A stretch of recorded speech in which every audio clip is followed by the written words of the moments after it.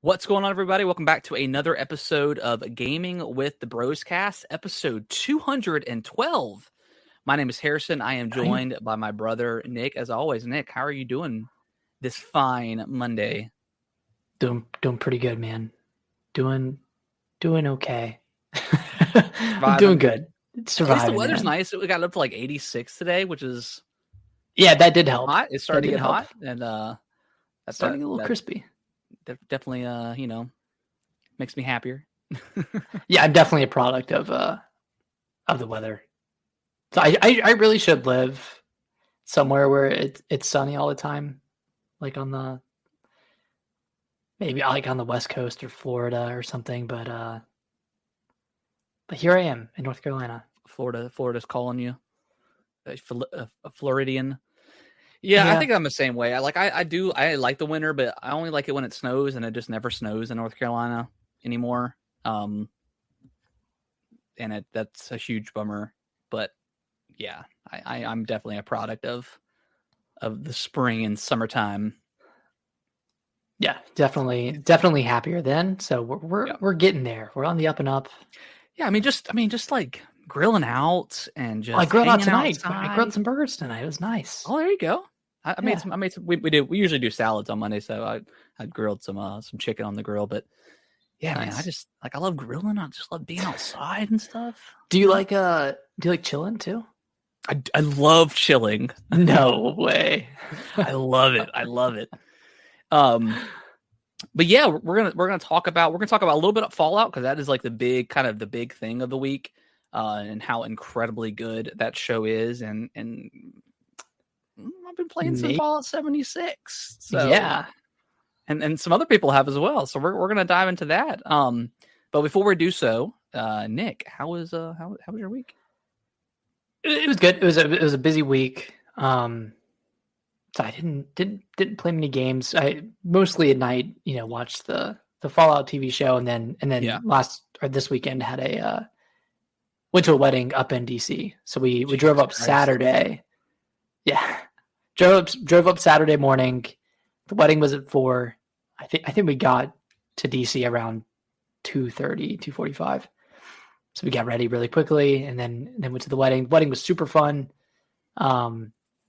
And then drove right back the next morning. So it was a very quick turnaround, and we're going back to DC in 2 weeks for a baby shower. So we'll get to do that. Get to that fun drive. What's that drive for you? About 5 hours? Yeah, it's 5 hours, like including like one or two stops. Okay. Yeah. So it's not bad. Like I have no problem driving 5 hours. It's just, when you have to do back within like a 24-hour period, that kind of sucks. Yeah, and after a wedding too, and you've been drinking a little bit, and you've been drinking, you're probably not feeling 100%. Yeah, I mean, dude, that drive back from after your bachelor trip, dude, oh my god, that was the worst 5.5 hour drive I had ever done in my life. Ugh. I bet I took it easier Saturday night, so I was not as bad off as other people were. But I remember you looking pretty rough. Yeah, I was, and I had our buddy Diego with us. So I mean, I could have like swapped, but I was just like, if I stop driving right now, like I'm gonna throw up. So it's just like, let me just concentrate. Yeah, it's almost better to just like have something other than your mind to focus on. Yeah, because if you're a passenger, you'd be thinking about the car moving, right? Yep. And that would like make you sick, especially if you were in the back seat. Yeah. Oh, yeah, I mean, we got there like, I think after like 2.5 hours, 3 hours, we stopped at like a Wendy's or something and got some chicken sandwiches. Got rehabilitated. Like I got rehabilitated and found my life again. But yeah, that was like a horrible experience. There's nothing worse than a Sunday drive after a bachelor weekend or a bachelor long party. Sunday drive too. It's yeah. Oh my gosh. Yeah. Anyways, it's but yeah, weekend was great. Yeah, how's your weekend? It was good. How you doing? I'm doing pretty good. We got our new AC installed this week, which we really haven't. Like today was like kind of the first day I cut it on because it got pretty hot. So I turned that on. It's been working great. But then when it rains, it pours. My car's AC went out. And I went to our local, like, I don't know, like AutoZone, and got one of those AC refillers or whatever with the little tube on there. Tried this earlier, and it didn't work. It was there's like a gauge on it that tells you like when your coolant is full, and it was in the red, and it said see instructions. I saw the instructions, and it said something else is going on with like the AC. So I was like, great, okay. So I'm gonna take that in this week to see what's going on with that. But the only thing that sucks about that is because the coolant that I bought is $90. So I just wasted $90. So that sucks. The coolant was $90. Yeah, I guess refrigerant has like gone completely skyrocket, just like everything else, of course. Yeah, just like everything else. Yeah, this little guy right here, my son's in the background for the video people, but he's been playing some Fortnite with me. Fortnite? Has he been playing on Switch? And you've been on Xbox? Oh, you're showing the game. All right, why don't you go play? Okay. But yeah, I'll but my other than that, my week was really good. Didn't really do much this weekend. We took the kids to like our local park and let them play and stuff like that. But other than that, pretty chill. I have been playing quite a few games here. I'll start with Dragon's Dogma 2. I did end up finally finishing that. I got the true ending. Man, what a kind of a love-hate relationship with this game. I think the latter half of this game was very negative for me. I think I was just not having a great time with the combat, and then I ended up like using your advice, and I just like saved. Like I ended up having like I ended up getting to like, because you only have 7 days I think to complete the end game, and I think I ended up doing it in 6. So I did all that stuff. Got the ending, and then like, so at the very end, surprise, you have to like kill the dragon. But there's a moment where you're on top of the dragon, like after it comes down, and like you have to walk up it, and it's more or less like kind of like a cutscene, but you're actually controlling it. And then you end up getting thrown to like the left wing, and like there's the what's the red. The red like stuff that's in the water. Oh yeah, I don't know what it's called. So that comes on the wing stuff, and you have to like run from it. And my character wouldn't run fast enough for me to get up to the point where the dragon like uses his fire. I died probably 30 times on that specific part. Are you serious? Yeah. And then I was like, well, maybe it has something to do with my weight. So I died, and then I was like, well, I hope it brings me to the save right before this part, and it did. So I reloaded. I got rid of all my stuff. So I didn't have any. I think I had just like my weapon and like my basic armor. Got back to that same point. I mean, it was like a 2-minute difference, so it wasn't a huge deal. Got back to the same point. Character was still running super slow. So I ended up finally just maneuvering my way up there and finally did it. But like, it was like every little point in this game towards the end, like the last 15 hours, the game has just like tried to fuck me every single time. Like it's, I don't know. That's so weird. I did not have that experience at all. Yeah, with that last fight. It's just like every little thing that could go wrong went wrong, or the game was just like purposely trying to anger me. Or was there like a mechanic you were missing? Like something you didn't? No, because I knew you could like sprint. Yeah, like I would sprint, but like you wouldn't really run that fast. And then I'd Googled the ending, and I was like, okay, like I got it. Clearly, I'm doing something wrong. Googled it. The guy's character in the YouTube video was like running a lot faster than me. So I was like, all right, did it glitch? Like what is going on? And then I ended up doing it. Like I don't know. I don't really know what the issue is. I ended up getting to the part where he fired off the dragon fired his fire and got rid of the stuff. And then I got up to the back, and then the final cutscene played out. But yeah, man, like I really wanted to jump in the New Game Plus, but like I really, like, seriously, the last 15 hours of this game was like kind of a miserable experience for me. And like, it's a damn shame, because I loved it for most of that game. Yeah. And it was just like a grog. Like I don't know. That's so weird. Like I changed classes. Like I had started out with a thief. I changed to the mage, and I changed to the soldier, and then for like the final fights, which I didn't really have a too much of a struggle on the final like kind of dragon fights you have to do, because I had switched back to the thief because like he's pretty good with his stamina. But man, like this game just I don't know, man. It just didn't agree with me. It had a vendetta against you. It really did. So I may go back to it at some point, because I do want to see like the other classes and stuff, but I'm just taking a little bit of a break for now. Yeah, I think that's good. I mean, and you put a lot of time into it too, right? Like, I was probably 40 hours. Yeah, something like that. That's a good amount of time. I think you should take a break. I think the game's out to get you. I don't know what you did to it, but the Dogma, man, it's trying to the Dogma is going for you. Dragging his Dogma on me or something. I don't know, man. But I did like the game. I think it's a cool game. If they make a Dragon's Dogma 3, I think the director just needs to kind of suck it up and implement a good fast travel system. So I don't know, but I enjoyed it for the most part. And then Demon Souls, I played a little after that, after Dragon's Dogma. The next night, I was like, all right, let me jump into something. Let me get frustrated some more.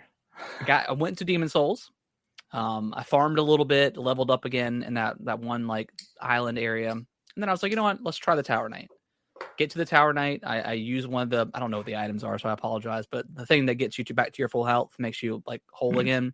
Use that. Went to the Tower Knight and beat him on my first try. What'd you do differently? I just played better. Yeah, I got good is what happened. No, like I just like I still did kind of the same strategy, but I just kind of, instead of like I would go in for a couple hits on his leg and then I back up. Like I think I was just being too greedy, and that's kind of the issue with a lot of Souls games is like the second you think you're gonna win or you're getting greedy, like it will punish you, and I think that was probably just the case, that I just wasn't taking like a tactical approach with the situation. So I ended up doing that, beat the Tower Knight. And then I was like, you know what? All right. I was like, I'm good. Like I'll come back to it here. So that's all I did. And then Friday they released the Avatar, The Last Airbender Aang into Fortnite. So of course, like had to get that. Had to get the skin.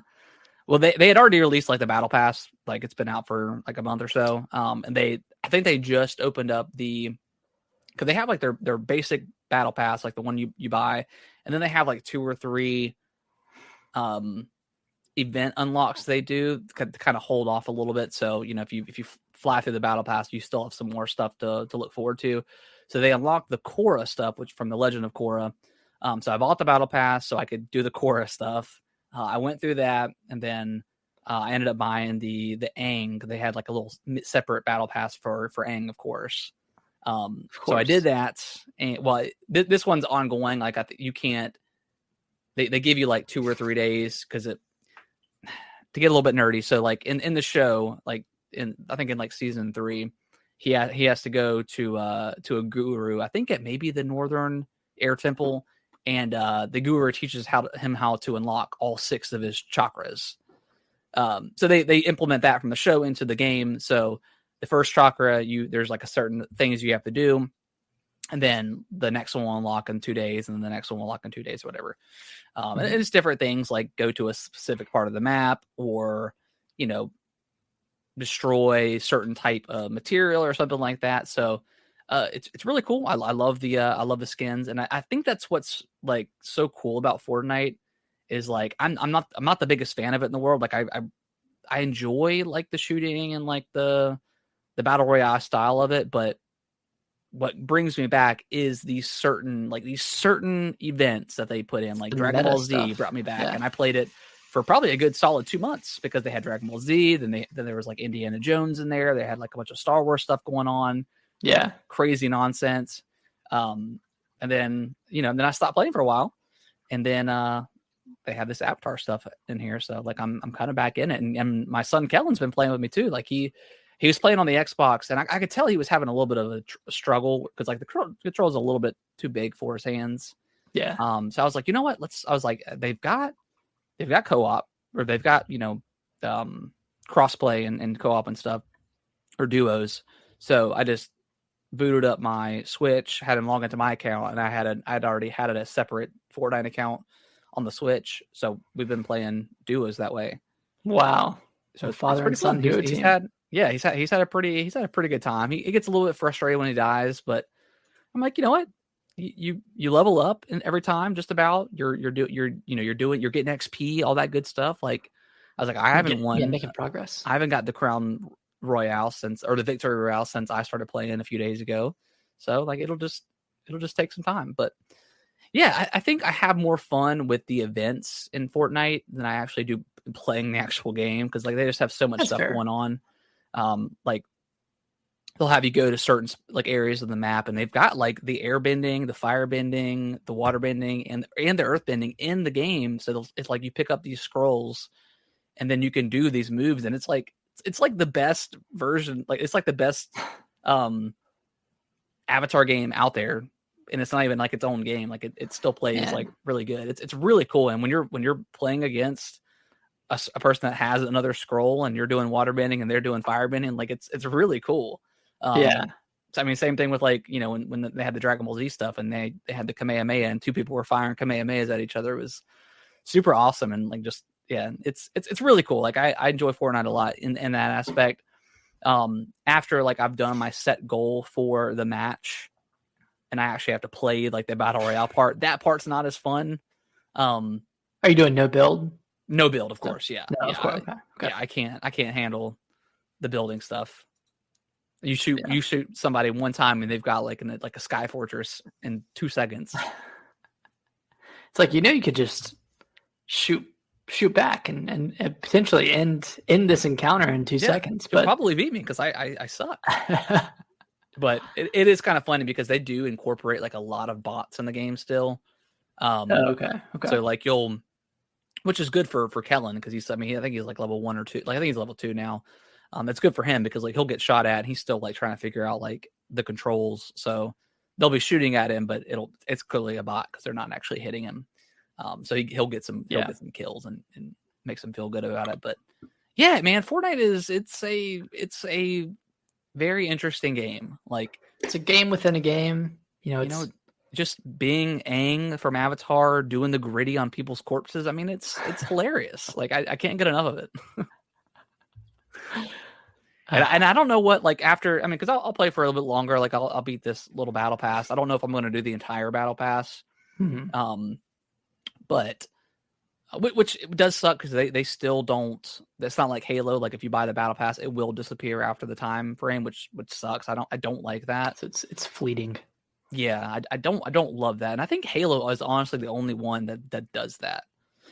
But I mean, I think they want you to. They want you to move on to the next thing, but still, like you purchased it. I feel like because when I was playing back when like the Dragon Ball Z stuff and the Star Wars stuff was going on, I really wanted to unlock Darth Vader. Like he was like he was the last unlock, and I stopped playing and came back, and the battle pass was over. And I was like, damn. I was like, I really treat it like a job, Yeah, I gotta make some levels in Fortnite tonight, or else I'm not gonna complete the battle pass. It's kind of crazy in that regard. Like that is one thing that Halo really got right, is that you can come back to the battle pass, months, years later and still have it ready to go.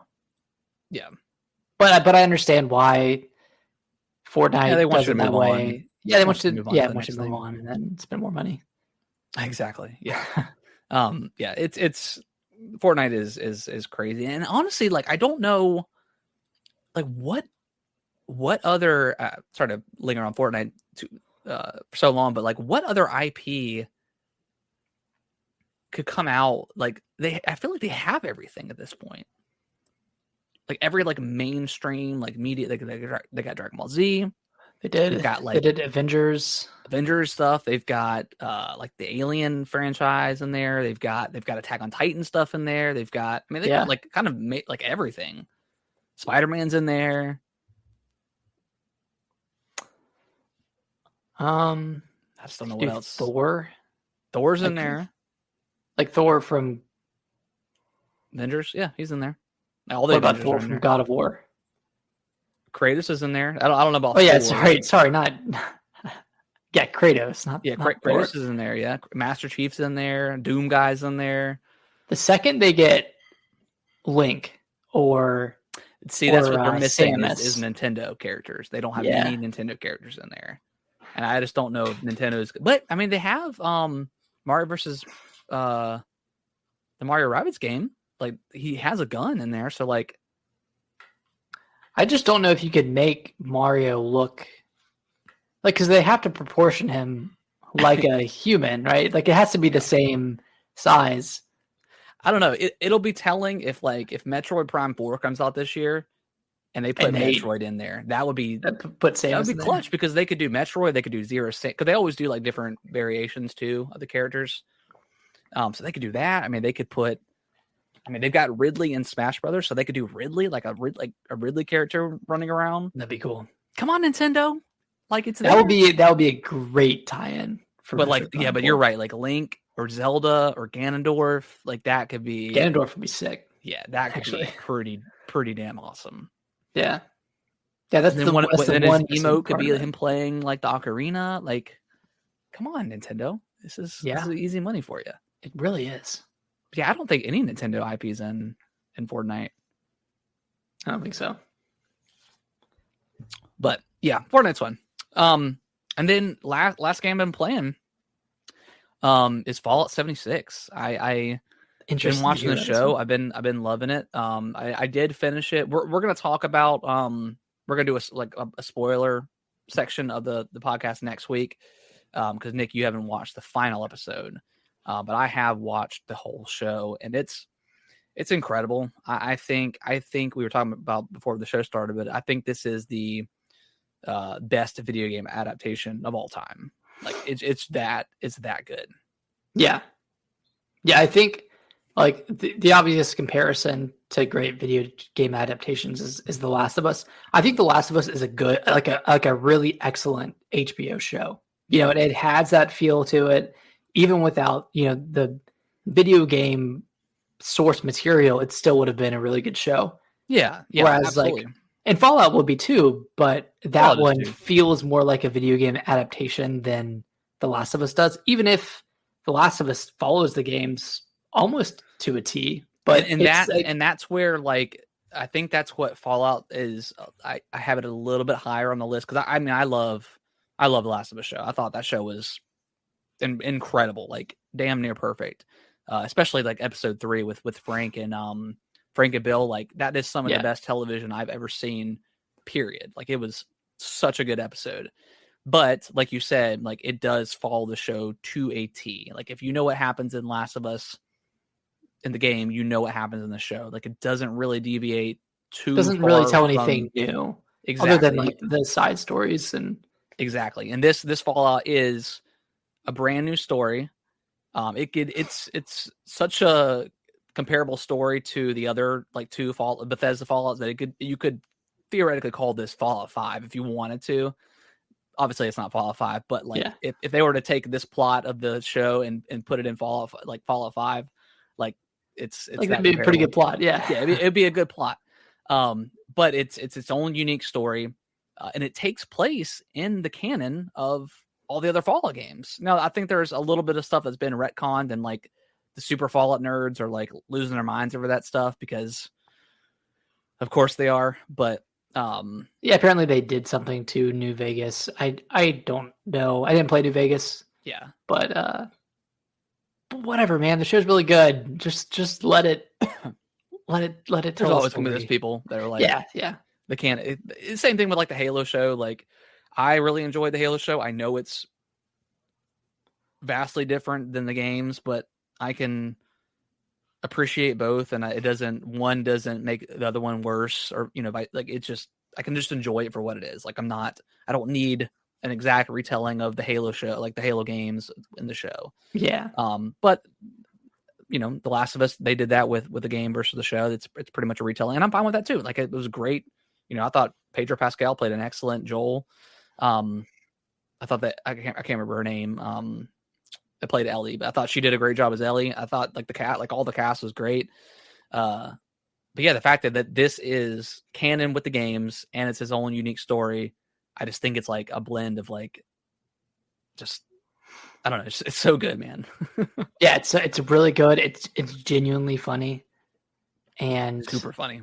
And just like the gore and the action is very well done, and the set pieces look really great too. Yeah, especially like the way, and this is like the beginning of the show, but the way the vault kind of tricks your mind, like with like the cornfield at the beginning, and then you realize that it's a backdrop. They do. I feel like they do that a couple of times. Yeah, and they filmed like they actually like the why the wasteland looks so good is because they filmed in areas, like on site areas and stuff like that. Yeah, like they flew. I think it was Africa that they went to. They went to some sort of village, or it was something like that. For one of the shots, and that's why it looks so good, because they don't use like I'm sure they use green screen, but it's not a ton.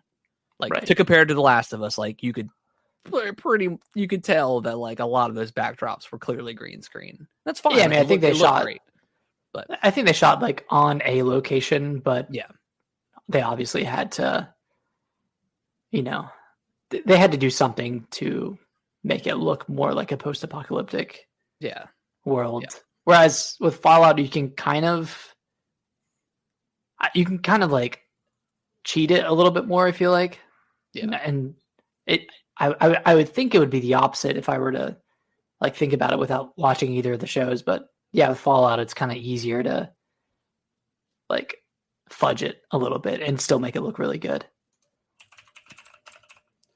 Yeah, and I just I love, like, again, I've seen the whole thing, so I love this. I love the whole storytelling it had. I love that it took place like it kind of had like 3 stories going on all at once. Like it had I can't remember the brother's name, but it had like the brother that stayed behind in the vault.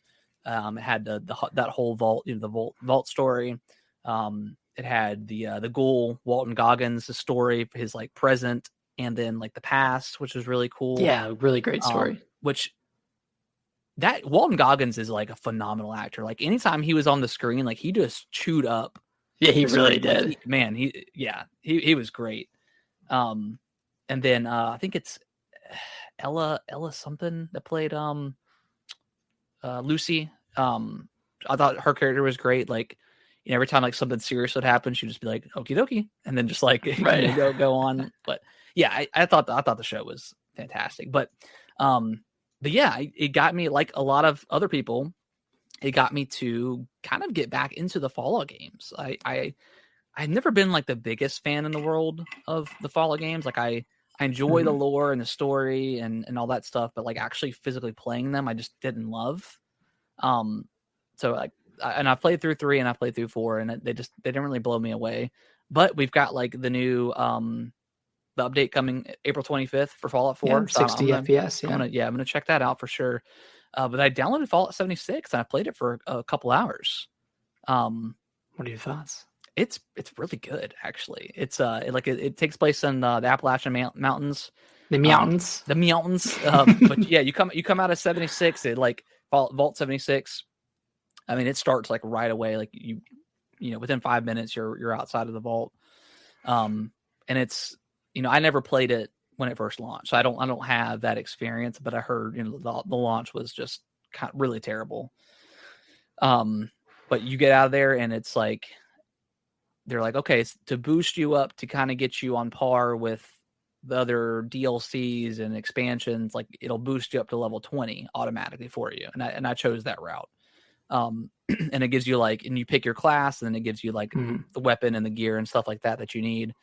But yeah, and then it kind of just throws you out into the world. And there's the main story that's happening. You gotta find like your overseer and figure out what's going on with her. Yeah, and then there's a bunch of, I haven't done like a ton of side quests yet.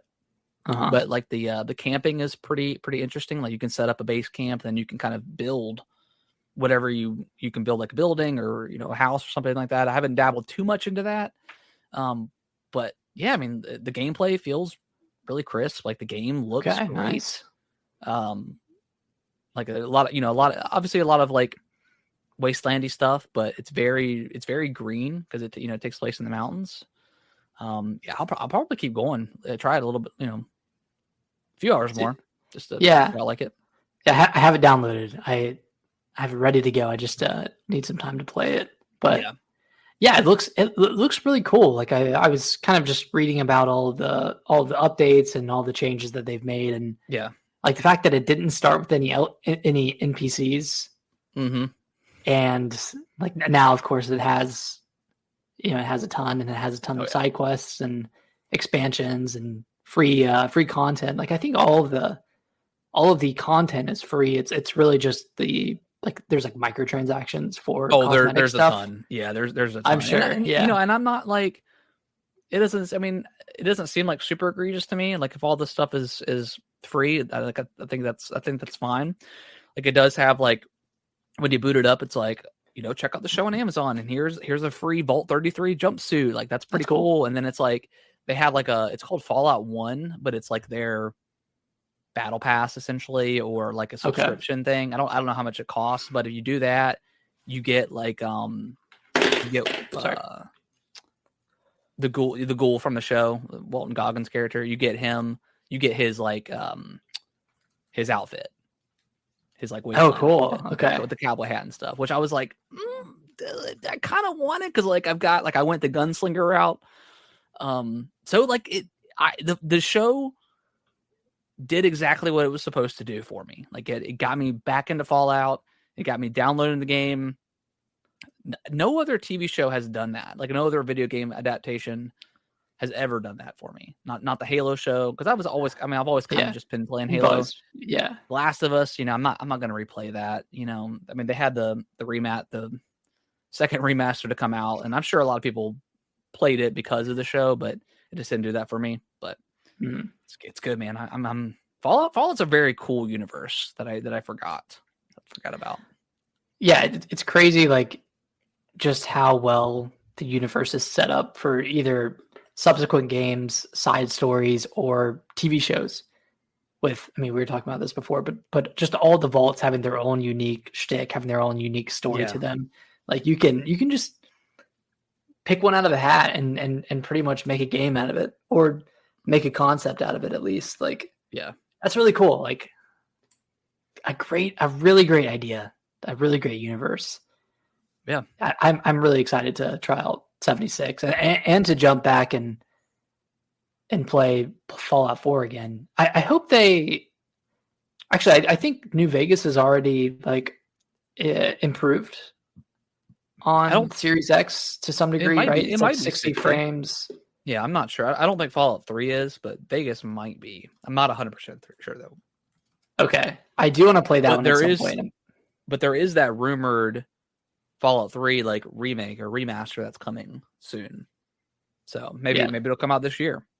That would I wonder if they're trying to like coincide something, like an actual like some sort of new game with the show. Yeah, I hope they remaster either Fallout 3 or well they probably won't do New Vegas with that being Obsidian, but I hope they remaster Fallout 3. I think that'd be cool. Yeah, I think so too. I'm way. I didn't expect the show to be this good, and I just did not expect it to get me back into Fallout. Because as soon as the show ended, I was like, man, I want more of this. I want more of this. So yeah, I don't know if the show's been greenlit for season 2 yet. So I'm sure it will with all the. I mean, it's got like a 94 on like Rotten Tomatoes. Like it's already been greenlit. Oh, it's been okay.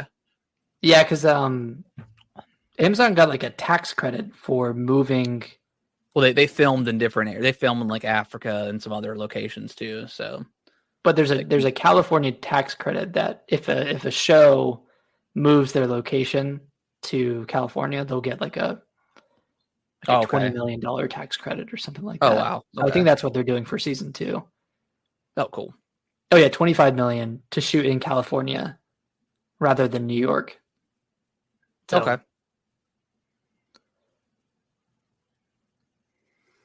Yeah, that's cool. I'm excited. I'm definitely excited for season 2, and I think once you finish the 8th episode, you'll be ready. Oh man, I can't wait! I can't wait to watch more. Are y'all gonna watch it tonight? Maybe we might watch it tomorrow. Okay, depending, but yeah, I mean it's like an hour and 5 minutes. They've all been pretty long. Pretty long, yeah. But yeah, that's what I've been playing. I've been playing nothing, so I'm sorry. It's okay. Well, you want to jump into the let's jump into the news and talk about some stuff. Dredge, the old fishing game that I absolutely loved last year. It's getting a film, which is interesting. A free film. Oh, is it free? That's what you wrote. Did I write free? Free. Oh, maybe I meant to just put film adaptation. Oh, okay. I was like, what is a free film? Yeah, this is reported by Engadget. Developer Black Salt Games and media company Story Kitchen announced the live-action film, but didn't give much away beyond a brief synopsis. Think The Sixth Sense on the Water. It begins referencing the 1999 Bruce Willis horror mystery film, a grounded atmospheric cosmic horror blend of H.P. Lovecraft and Ernest Hemingway. No release date window for the Dredge film was shared. So yeah, not a lot of details, but just a just kind of a synopsis of the movie. Sounds scary, like a horror game, like set on the open water. You know, that could be really good. Yeah, that sounds really cool. And sorry, I'm reading this and it's saying that Sifu is getting a live action film and Vampire Survivors is getting an animated series from the same company, Story Kitchen. Oh, cool. Cool. The Vampires one should be a pretty cool show. Yeah, Vampire Survivors should be pretty sick. And the Sifu, that's very interesting. I don't know how they do Sifu, but it could be cool. I don't know. I feel like they could film it in a really like cinematic way. Yeah, kind of like a John Woo thing or something like that. Yeah, like that feels like very one shot. You know, feels very like that could be cool. Yeah, all in one shot. I don't know. Yeah, this is I think Dredge could make for a very cool, like, not necessarily a short film, but just like a very like isolated horror film. I think that'd be really something. Yeah, because I mean, Dredge, it's just you never see the character, but it is just one person that pilots, steers the boat, and then you come across some characters throughout. So yeah, I think it could be a really interesting film. Next up, we the Star Wars Outlaws had another trailer that come out, and the game's coming out August 30th, which I think a lot of people are surprised by. I think people thought it was going to come out a little bit later on in the year. That got announced, but the caveat and all that is the physical edition of the game does require an online connection to install it. It's a little strange, but with Ubisoft, I'm not surprised. The only thing that I could think about maybe is why they are doing this is because Ubisoft games do leak a lot. And maybe if they have these physical editions that are out there, because once the games usually go gold about 30 days in advance and they ship them to various retailers, this may kind of try to counteract pirating and stuff like that, or game leaking online. They pretty much all their games leak. Yeah, weeks before release. That's the only thing I can think of, like why they would do it that way. But because once it's installed, I mean, it doesn't require an online connection per se. But it's just to install it. Yeah, just to install. You don't have to have online connection to play it. But yeah, just to install. So I think maybe that's probably a way to try to counteract some piracy in the games leaking. But who knows exactly? But yeah, a lot of people are upset about that. But I mean, nowadays, like, who doesn't have an online connection? Like, yeah, I mean that's true. My I don't know. It's just weird because it's Ubisoft, and I don't know. They're a little sketchy when it comes to this kind of stuff, and there's a lot of negative press around Outlaws right now because of the play early is the crazy like really $130 mission. Yeah, $130 mission. Which again, like it's kind of egregious, but like every company has been doing this for forever now. I mean, like they've all got like, Starfield had like its $100 edition where you could play early and you get like some cosmetics and stuff like that. And at least this one, like it'll. I'm not defending Outlaws, but at least it has, it includes like the season pass, which I never agree with because like I don't think you should like pre-order a season pass if you don't know what's coming, So yeah, Nintendo does that a lot. Yeah, exactly. So, I mean, I get the outrage about it, but like, I don't know. To me, it's just like, it's just what developers are doing right now. That's true. I'm not very excited about Outlaws. I am excited for it, but I want to see more gameplay. Ubisoft. Like I want to see the loop, and hopefully it's not a traditional Ubisoft game. Well, they've already confirmed it. I mean, it takes place in space and stuff too. So they've already confirmed that it's not like, you climb a tower to unlock, an area or whatever. But yeah, it's Ubisoft, and they've been extremely hit or miss with their games in the last 10 years, more so on the miss side. For me at least. I mean, some people love like the Assassin's Creed games, and I loved Valhalla. Like I put almost 100 hours into that game. I really enjoyed it. But that's probably because I skipped the last 2 previous entries. So some people may have already been kind of exhausted with that format. But then we get really great stuff like the Prince of Persia. That's true. Lost Crown, which is getting DLC sometime this year. Which is awesome. That game was incredible. One of the best Metroidvanias I've ever played. Speaking of Prince of Persia, did you watch the Rogue Prince of Persia trailer? I saw like a couple of clips of it. Okay, yeah, but it looks good. Yeah, it looks. I watched a trailer for it. I guess there was like some sort of like event last week, but it got announced, and it got leaked prior to that to the announcement because it's Ubisoft. But it's a roguelite, of course, but I don't know. It's, you know me, I like a roguelike. I know you do, and I'm kind of like iffy on roguelikes. You just gotta find that right one that really reels you in. Yeah, and then I need to play more Hades, to be honest. I need to play it because I played quite a bit of that game, and then I took a pause on it. But there's Hades 2 coming out potentially next year, so we'll see. You want to read the next one, Nick? Yeah, this one's kind of sad. EA Motive is moving on to help further Battlefield development. So that means that Dead Space 2 remake is likely canceled or shelved. I don't think Dead Space remake sold that well. It didn't. Yeah. I think it came out.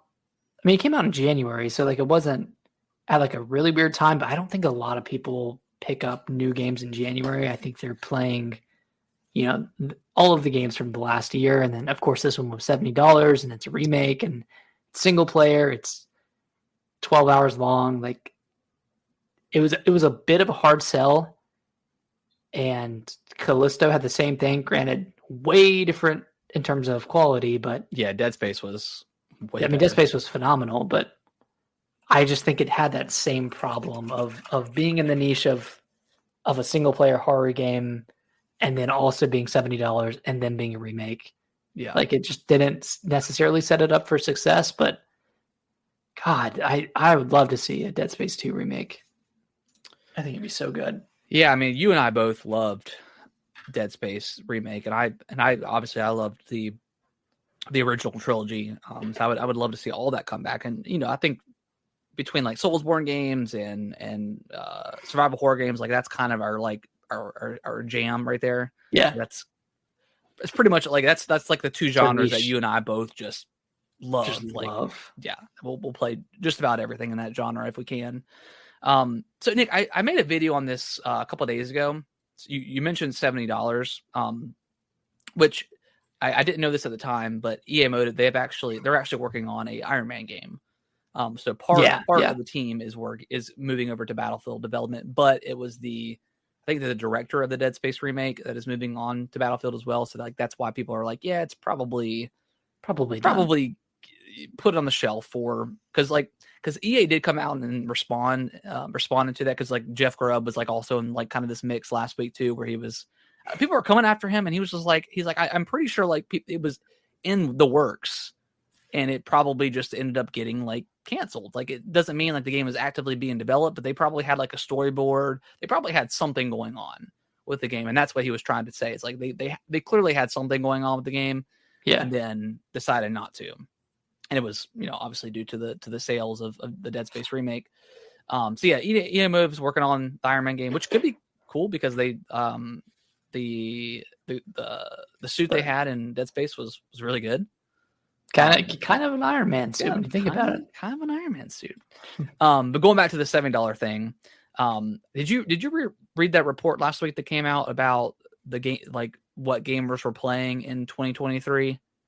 Yeah, and it was mostly like 5+-year-old games. Yeah, and it was like and the higher play games were either yearly entries like Madden and FIFA, and even like there was a top 10 list of each like PC, Switch, Xbox, and PlayStation.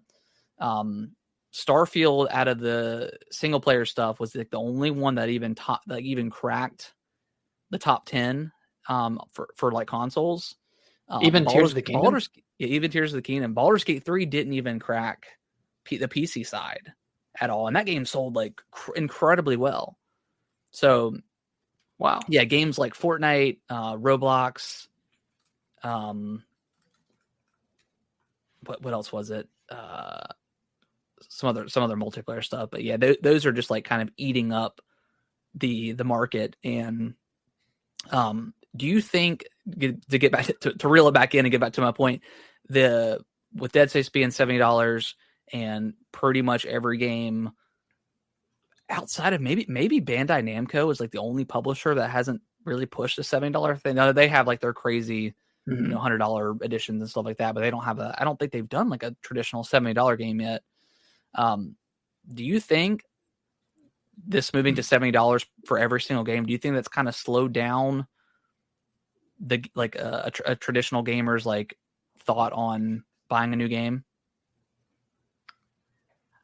I don't know if it necessarily has. I just think for most people, they're just going to play games with their friends, whether that's Call of Duty or Fortnite or Roblox, Battlefield, whatever. Or they'll pick up, a handful of games per year that are something that they're already interested in. Like I would say like it would be a mix of something they already are interested in, like a franchise that they're invested in, or a game goes viral and they want to get in on that, like something like Pal World.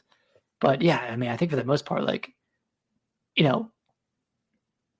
like a normal gamer is gonna spend 6+ months playing a game like Final Fantasy VII Rebirth. They're not gonna play it in 2 weeks. They're not gonna play it in a month and then move on to the next new thing. I don't think that's the normal thing for people to do. And Twitter kind of misconstrues that. And of course, like it's like Twitter's definitely an echo chamber in that regard, where like you were seeing content and opinions from people who spend all or most of their free time playing new games that are coming out. Yeah. And that's just not the case for the majority of people that are playing video games. Would you say like maybe like we're speaking to, this is not a derogatory term, but like the casual kind of market where they're playing the Fortnites and playing Rocket League, Roblox and Rocket League and stuff like that. Like, but there's so many like casual people playing those games and probably spending a lot of money, in those ecosystems. Mm-hmm. But then when you have a new game that comes out like Dead Space at $70, single player game, no multiplayer. It's like that's a kind of a big ask. I don't know. I'm kind of like, do you think $70 games is going to last, or do you think eventually it could potentially come down? Because I think these publishers and developers they're just not seeing like the long running, because even like Spider-Man 2, like it sold so well like in the month that it came out, and it's kind of slowed down. Same with Tears of the Kingdom, another $70 game. Like they're not these like evergreen titles that they may have been, in the previous generation. They're just they sell really well at first because like that's the hardcore market that wants those games, and then that's it. Nobody else is buying them. Yeah, because everyone else is playing, Rocket League or Fortnite. Even Spider-Man, it didn't even crack, most played game in the month that it came out. But I mean, I beat that game in under 2 weeks. I platinumed it. Yeah, so the majority of people who bought it played it and finished it within those 2 weeks, and then that was it. And then, the graph drops off way off from there, just like it does with every other single player release. But I mean, like Tears of the Kingdom, like it sold 20 million in its first month, and then that's it. I don't think it's sold like, and then it hasn't really I don't think it's cracked in like another million since it launched. Or since it initially launched. So it's like, when you think about it that way, it's not really an evergreen title like Breath of the Wild was. So, but if it was a $60 game, do you think that there's do you think that people are just like, you know what, I'm good. Like I'm not spending $70 on a video game. Like 60 was like my highest I'll go, and that's because it's been 60 since 2006, 7, whenever the 360 and the PlayStation 3 generation launched. Yeah, I think it's got to be affecting people's mindsets for that stuff. I think it is, and especially for a parent, that's buying a game for their kid. Like, I don't know why, but like mentally, there's a big difference between $60 and $70. Where it's like $60 is like, okay, that's close to 50, and 50 is whatever, or probably it's a lot, but. Yeah, $59.99 versus like, oh, this is almost $100. Yeah, I mean, because that like $59.99, you might pay what, $65, $64, and after tax. 64, paying 75. So like it's like you're there, man. You're pushing it, man. This is like this is getting, I buy 3 of these games and I'm almost paid more than what I paid for the actual console. Yeah. I think the video game industry just needs to collect itself and kind of figure it out, because these machines are getting too expensive. Like $500 is like that's an expensive console. I don't necessarily have a problem paying $500 because I get a lot of use out of it. But with the PlayStation 5 Pro coming out, like potentially coming out this year, that's going to be like $550 or $600. Like who wants to pay that much money for a console when they can just play on their PC or tablet, or play on something existing and just continue to play Fortnite, Yeah. And the last thing I'll say about this is, like, when it comes to a game's like reviews or how well it's reviewing, I feel like the margin for someone purchasing a game with lower reviews is a lot higher for a $60 game than it is for a $70 game. Like, oh yeah.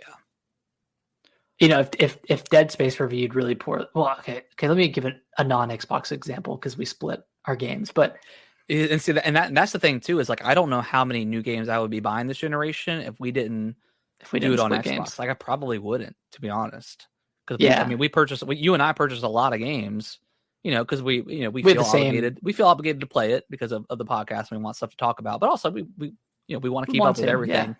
But on Xbox, we do the family share thing, or the game sharing, so we only pay half of this. So like, so Xbox is a hard one to look at, but with something like PlayStation 5, if like let's say God of War Ragnarok didn't review very well, or let's say it was in the 80s or something, or was a great game, I'd probably wait on it. And this is like me being like, like someone who buys like a lot of games, I would probably wait and be like, okay, I don't need to play that right now because, clearly it's not like the upper echelon of like PlayStation exclusive that you have to play. Mm-hmm. Yeah, I mean, I get that, man. It's really tough, and I think the other side of it is developers are spending so long making these $70 games, and then they're coming out and they're just getting drowned out against a game like Helldivers that comes out of nowhere, or a game like Power World that comes out of nowhere. Yeah, and it's like, damn, like you try to pick a good week to release, you try to pick a good month to release, but at the same time, like you never know what's going to take over people's mind share during that month. So it's a huge gamble to begin with.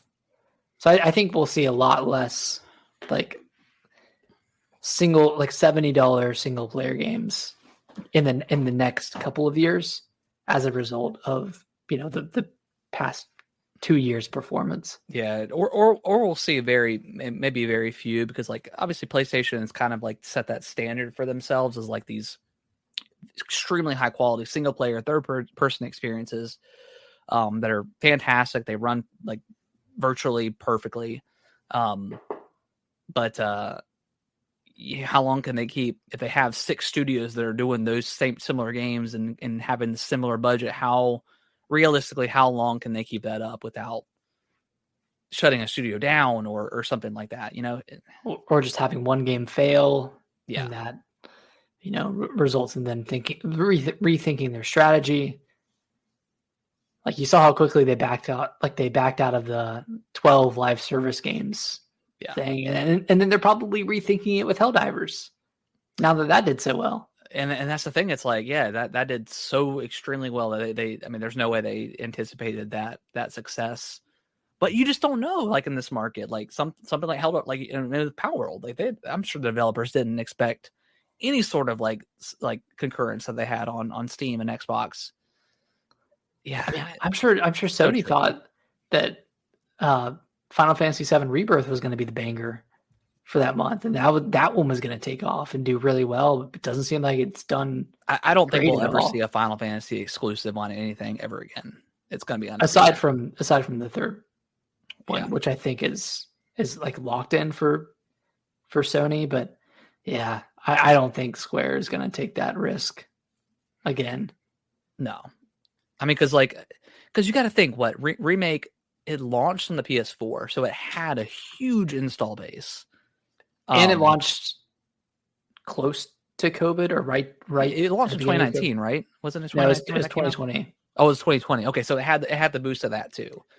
Yeah, and then Rebirth comes out, and it's clearly a better game, like a better product. But for whatever reason, people just aren't wanting to get it. Maybe because it's a $70 game. Maybe I don't know, man. I just think this generation is so weird. Like there's so many units sold so quickly because of COVID, and then everybody went back to work, and everybody sort of not working from home anymore. And like those people that did buy the systems aren't buying anything because they're kind of done with playing, or maybe they just play whatever, they're kind of their standard stuff like Fortnite and whatever. I don't know, man. Like it's just this generation has been so interesting to watch. Like, it's been fascinating to watch, like these companies try to gather navigate and also gather like the data that they have. It's interesting. Like, how well do you think Elden Ring would have done if it was $70? And that's the thing too. It's like, man, like we got Elden Ring for $60. Yeah, when you think about it like that, it's like dude, like that's like one of the most jam-packed, like content complete games. And that's the thing too, is like a lot of these games aren't like finished products. Like Skull and Bones. You're really gonna sell that for $70? Games? The AAA, the quadruple A. Yeah, go fuck yourself, Ubisoft. Yeah, I don't know, man. I am interested to see what Nintendo's next $70 game is going to be. I don't think they do another one. Do you think Do you think Metroid Prime 4 could be the next one that they do? I don't think if they were to. I don't. If they make Metroid Prime 4 $70, I think it's DOA. That's DOA for Metroid, and I don't think that'll be the death of Metroid. I don't think they'll revisit Metroid because I mean Metroid's it's already a very niche title. Dread is the highest selling Metroid game ever with a little over 3 million, and it took a while for it to get to 3 million. On like the third highest selling console of all time. So Metroid's it's a very very niche title. Yeah, and if they put that thing out for $70, it's not going to go anywhere. I don't think they're analysts, or I just don't think they're smart enough to like try to navigate in the market right now because people don't want to pay. Clearly, people don't want to pay $70 for these games. Yeah. Yeah, maybe they looked at Tears of the Kingdom and said, "Hey, like the legs on this thing are not as good, as it should have been, or that we predicted or projected it would be." And the outlier here is that it's $70. Yeah, you know, a little over 20 million units. You got it, sold. You got $140 million or 140 million units out there for the Switch. I think it should have sold more, but granted, we're still in the first year. We're not even a year, with Tears of the Kingdom, but like the sales have significantly dropped off. And like, yeah, that's like the only thing I can think of is like, okay, what's different between Breath of the Wild and Tears of the Kingdom? The price. I want to see them do a $10 discount for like a month. I'm sure they'll probably like maybe like on the year anniversary they'll do that. I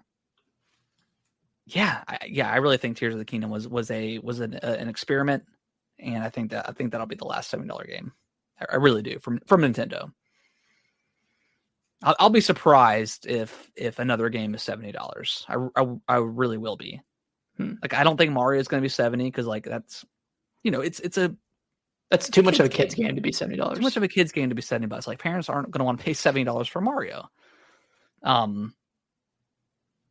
would personally think that a lot of their games shouldn't even be $60. They should be 40 and 50. If Metroid Prime Remaster was a $60 game, it wouldn't have broke 1 million. Maybe it would have because a lot of people, I think the million that bought that probably wanted that Metroid game, but I mean, yeah, if it was $60 or if it was 60, I don't know if it sells as well. Yeah, I think you're right. Okay, I think Tears of the Kingdom was $60 at some point. Oh, was it? Did it have a sale? Yeah, it might have been around the holidays. Oh no, that was Walmart that did a digital discount. It wasn't the eShop. Gotcha. Yeah. Okay. Yeah, I'd be curious to see, like, if we could turn back time and have it be $60, like, to see what if there will be any difference. I mean, maybe not. Where's the like the break even point between the extra $10 per game versus how many more million you'd sell? Yeah, but I mean, I feel like they would have been better off with $60 and selling an extra, 5 million. Yeah, I don't know, man. Like I think Nintendo, I think Tears of the Kingdom was it for them for 70, and I think everything else is going to stay at 60. I think that's a fair price. I mean, could you imagine like if they just do everything like $70 for a remake of Luigi's Mansion 2? Like, okay, that would be crazy.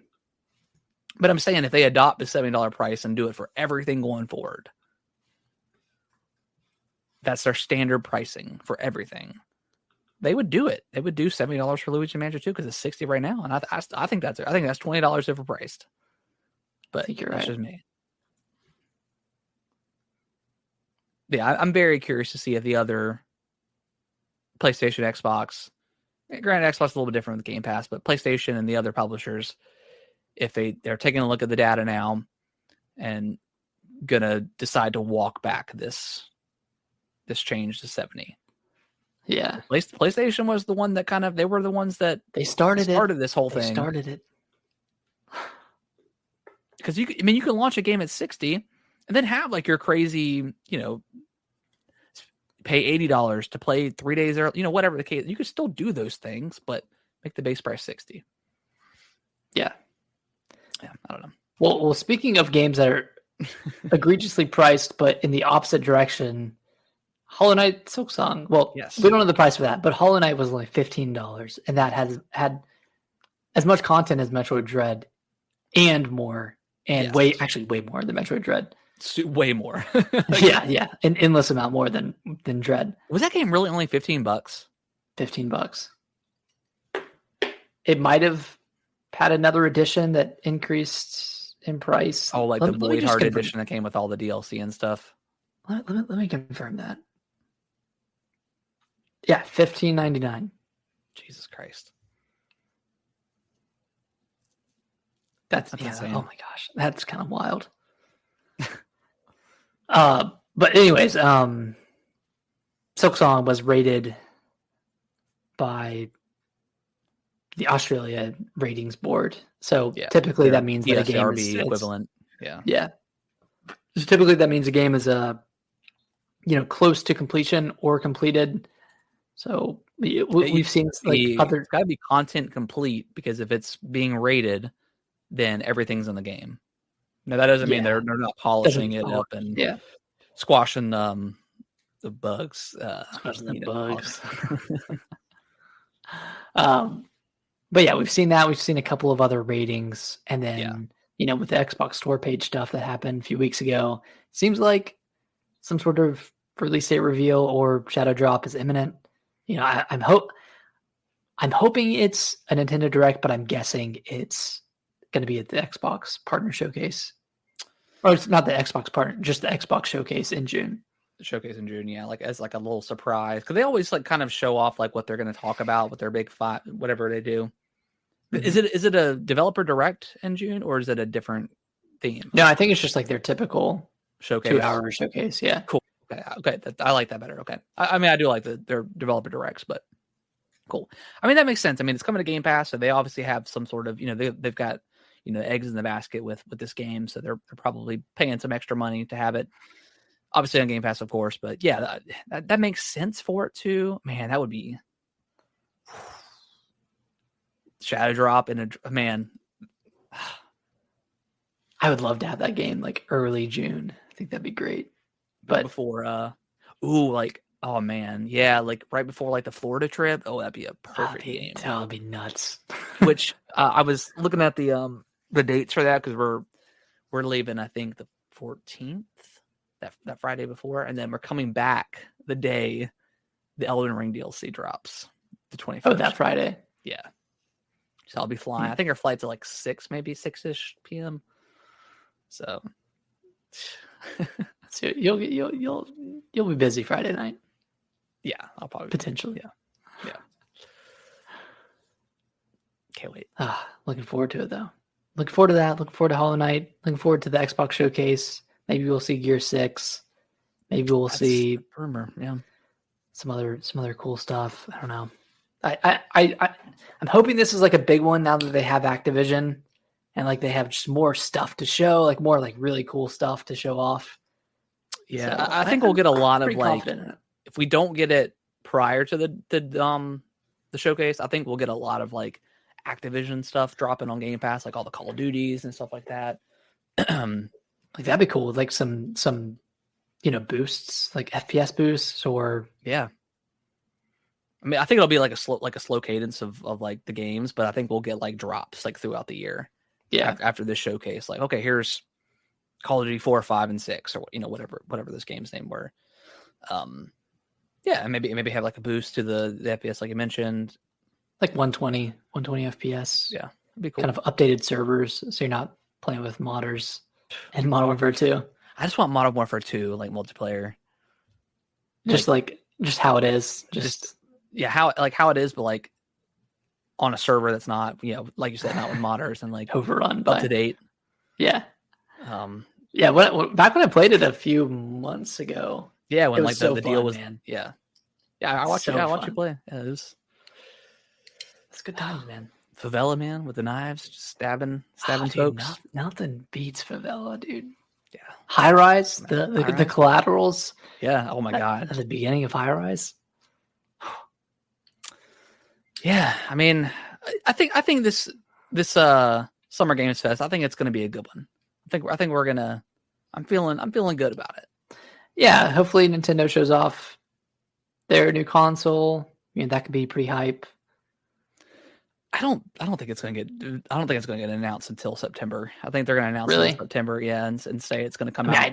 I definitely think it's 2025 at this point sure. that it releases. But yeah, I hope. I guess I should say I hope it gets announced. Yeah, I think if it gets, I mean,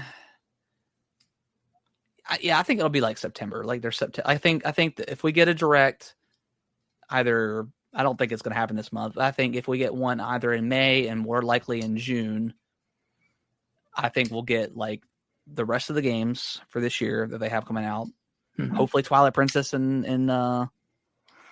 Wind Waker. And then maybe we get Metroid Prime 4 release date, maybe even like a shadow drop of 2 and 3 or whatever, or at least get release dates for those to come out. Because they still have like, so for Nintendo, like they've always had a first party game come out in July. Always. Since the Switch came out. There's always been some sort of first party game that they, that's dropped in July, and we don't know anything. So if they have a direct in June and July's next, like that may be too close. So obviously there's a million always speculation going on. So right. Maybe there'll be one in May. I don't know, man. Yeah, because like typically the July game would have been announced in February's direct, usually. Yeah, I feel for like the Nintendo exclusive YouTubers, because like Nintendo's news right now is so damn dry, so dry. Like there's nothing. Yeah, like even the games we know about coming out are super hype. Like Endless Ocean, cool. It could be a really cool game. I have no idea. Luigi's Mansion 2.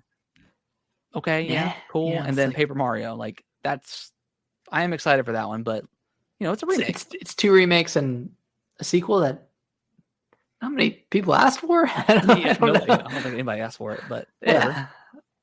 I don't know, man. So that's all we got. Yeah, it's very, very, very boring on the Nintendo side this year. PlayStation has a rumored state of play next month, which I think is crucial for them because the last one they had last year was awful. The one that showed off like all the live service stuff, terrible showcase. State of play. Was that the one that had Death Stranding? No,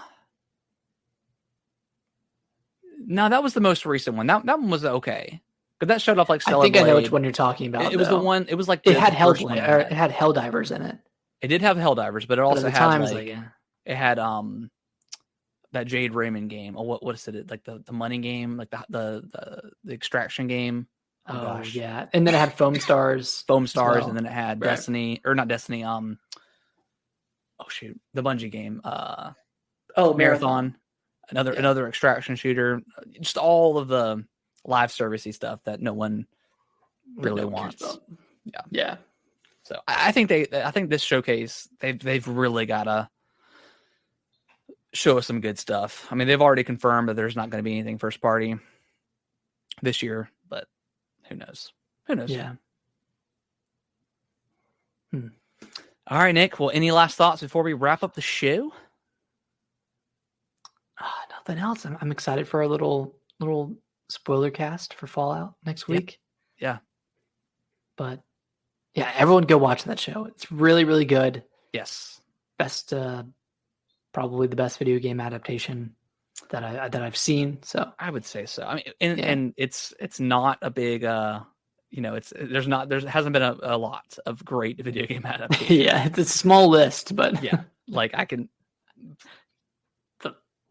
I don't think I can do 5. Yeah, I don't think I can do. I mean, Sonic. Sonic, okay, yeah. Sonic was really good. 1 and 2. Sonic, Mario. Great. I mean, I would consider Mario like Mario solid, a success. Yeah, Sonic, Last of Us, Fallout.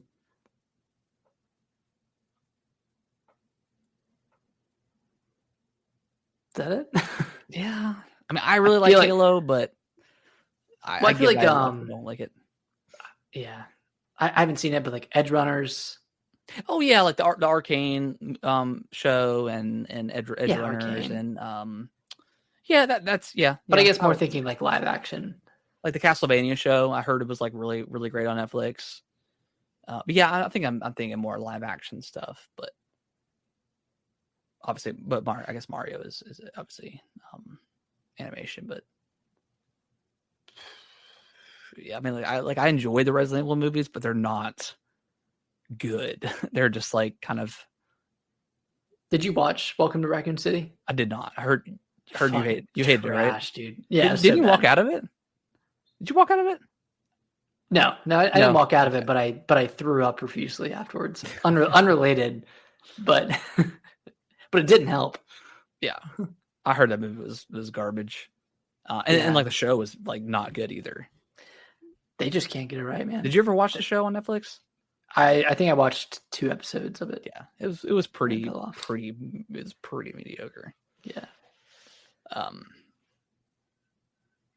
Yeah, that might be it. Uncharted movie was okay. It was a fun it was better than I thought it would be. Yeah. It wasn't great, but it was right. It was decent. I hope the Borderlands movie is at least fun. Yeah, I don't know. I think they got like what's the car game from PlayStation? Oh, Gran Turismo.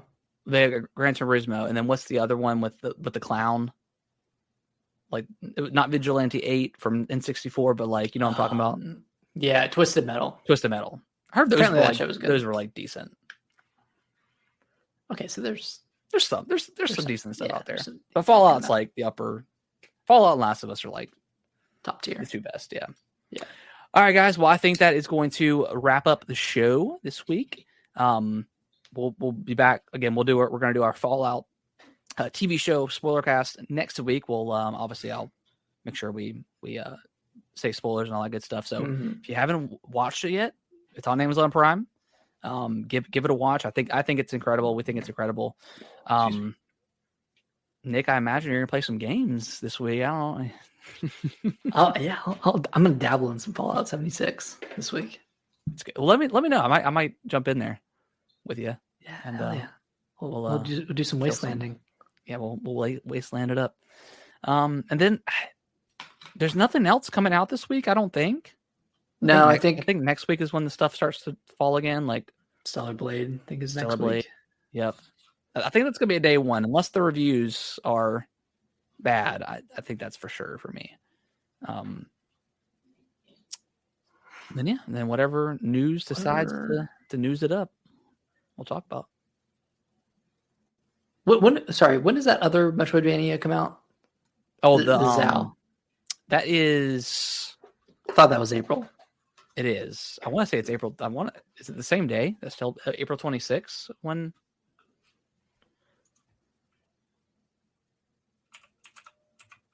Is it? I can't remember the name of the game, to be honest with you. Tales of Kinzera. Okay.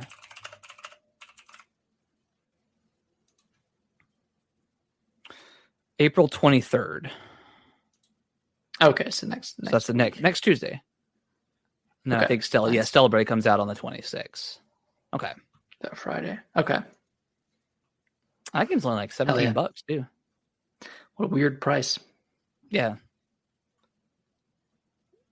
I wonder if it's like a shorter side, like a shorter Metroidvania, which I'm totally fine with. Yeah, I could get behind that, honestly. Yeah. Like a 10-hour 10-hour Metroidvania experience. Yeah. Yeah, that could be pretty cool. And then we got the Fallout 4 stuff next on the 25th on Thursday that drops. Or no, the 24th, right? 24th? No, I think it's the 25th. Is it 25th? Okay. Cool. Oh yeah. Sweet. All right, guys. Well, we will see you next Monday. Have a great week. Bye-bye.